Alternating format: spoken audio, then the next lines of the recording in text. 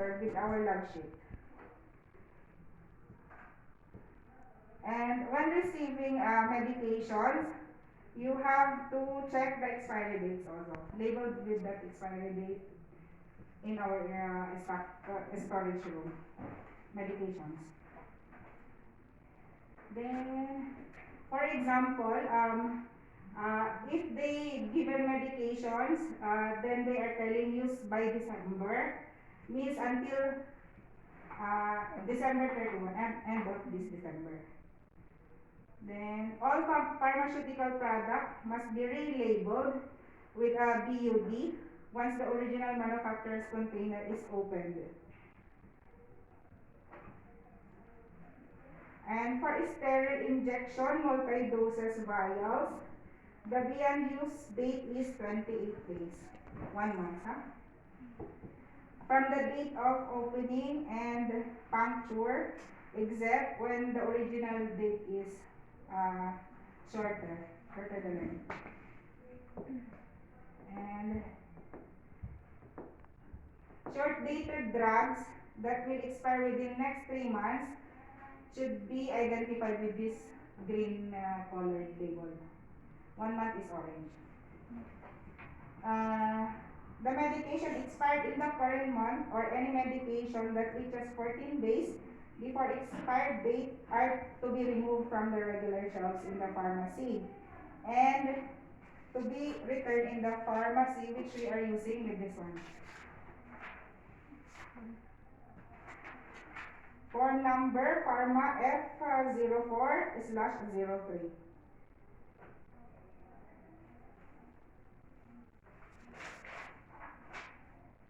Then inspection of expired medications.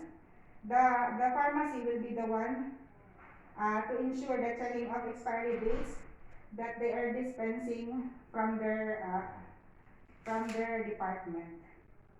So the expiry date checking process must be documented also. In case of expired medication, count and record with this one, along with this returned form. Returned expired medications form from water clinic. With regards to high alert medication, storage and concentrated electrolytes, it is segregated in different rooms with lock that one. So it is labeled with a red color, high alert medication. And concentrated electrolytes shall be stored in red bin shelves along with that one. With label concentrated electrolytes must be diluted also. With regards to look-alike and sub-alike medication, store LASA medication separately from their pair whenever possible. We have that one in our before, we are not putting together with the same look-alike medications. Use Tolman lettering to emphasize differences in medications with LASA name.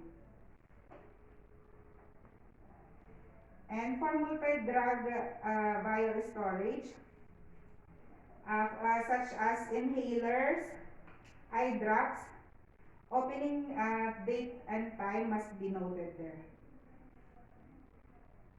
And for narcotics we have there inside that one pantry with double lock cabinet, one for our staff and one for the holding the gate from the OB ward staff. And crash cart also. Crash cart is to be checked each shift, twice daily. And with that serial number lock. The integrity of that plastic lock should be checked and documented. And it is easily accessible. So, there you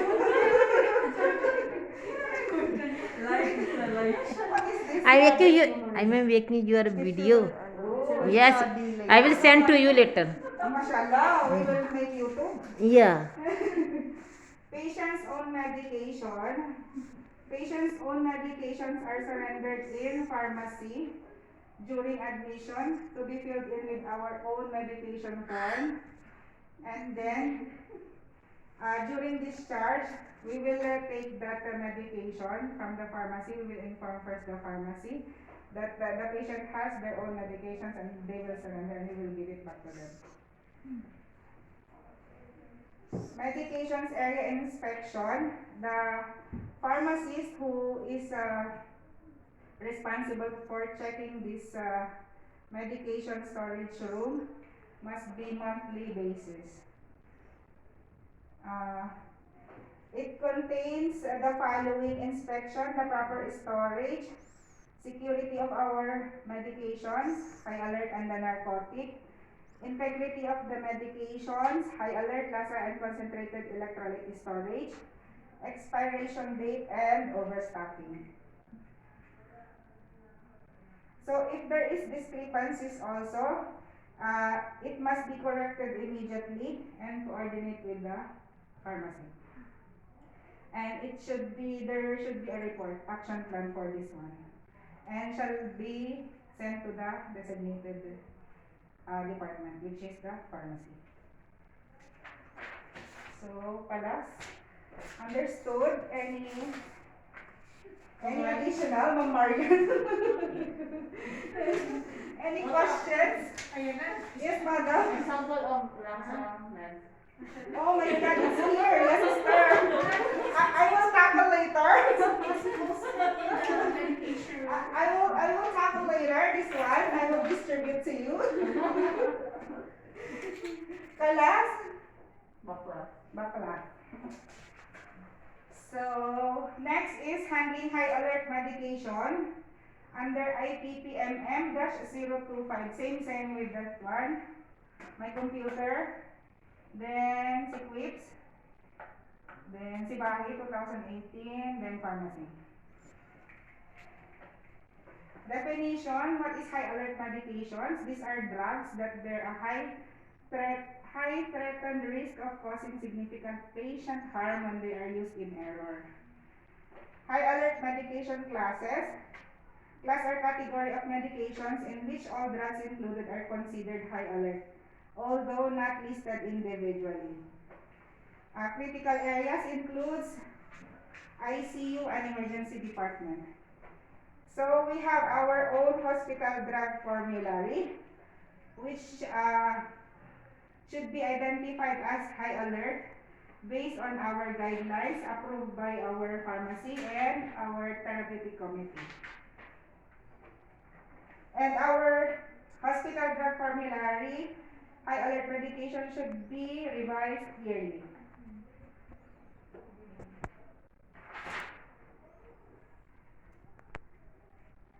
So, storage of our high alert medications.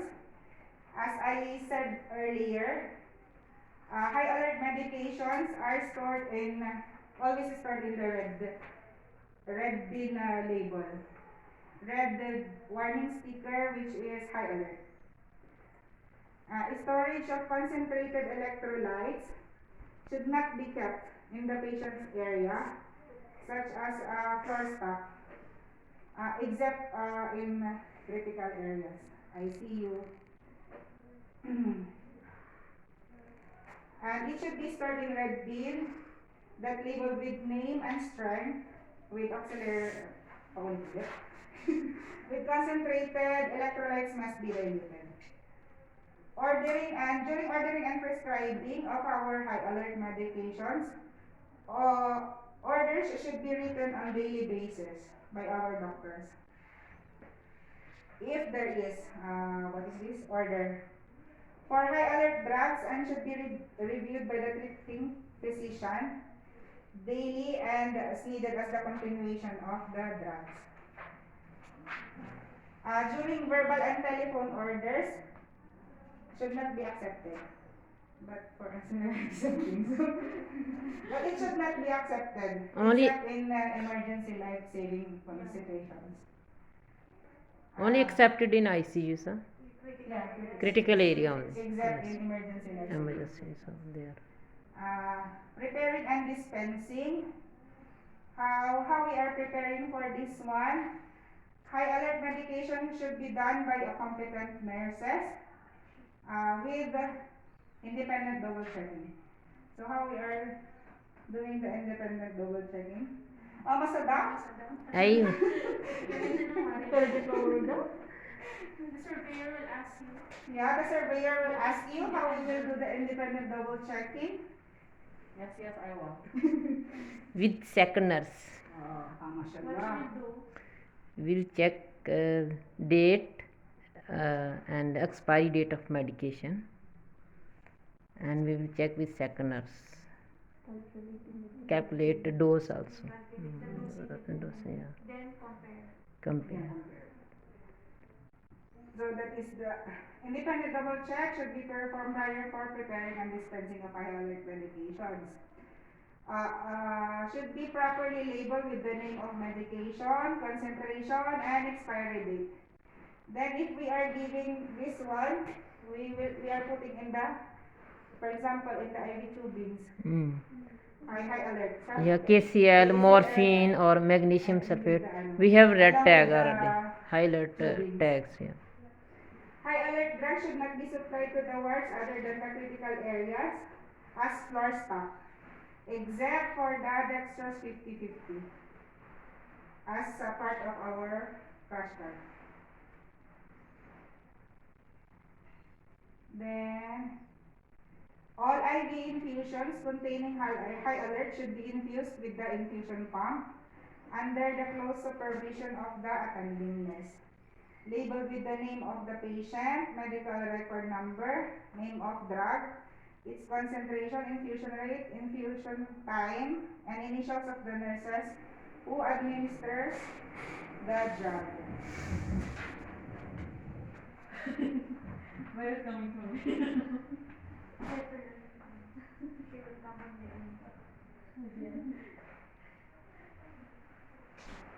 So, ensure the accuracy of infusion pump for continuous infusions of high alert, and especially ensure the IV cannula also. That is labeled with this one, the red high alert. So, in case of intravenous anticoagulants, COAG profile is having done. Documented on the medication administration record, and then documentations in the nurse's notes. Whenever the change of the dose and the infusion rate is made, so we have to do that one. COAG. In case of intravenous anticoagulant. 36 hours. Yes, 6 hours.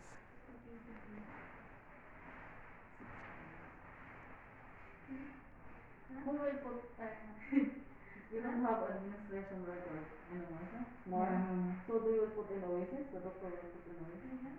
Yeah, the Oasis. No, but that is the blue Marsa.